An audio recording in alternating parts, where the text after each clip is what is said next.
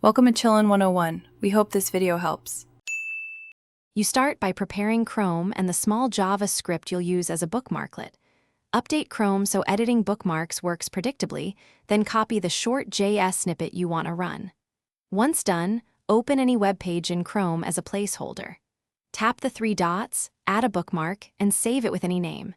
Make sure to remember where the bookmark stores. You'll edit it next. This initial setup gets you straight to creating an extension-like tool without extra apps.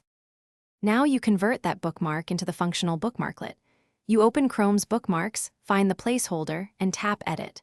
Replace the URL with your JavaScript prefixed by JavaScript. Long scripts can be minified first. Once pasted, save the change and optionally move it to a top-level folder for quick access.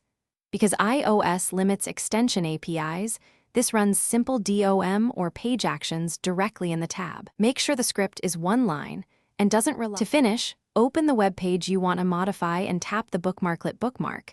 The JavaScript runs immediately and performs the extension-like action. If nothing happens, request desktop site or try the same bookmarklet in Safari. iOS sometimes restricts behavior in Chrome. Also clear site caches and check the script for mobile-specific selectors. One key troubleshooting tip: keep a plain text backup of the snippet and test small pieces incrementally so you can isolate what iOS blocks or what needs adjusting.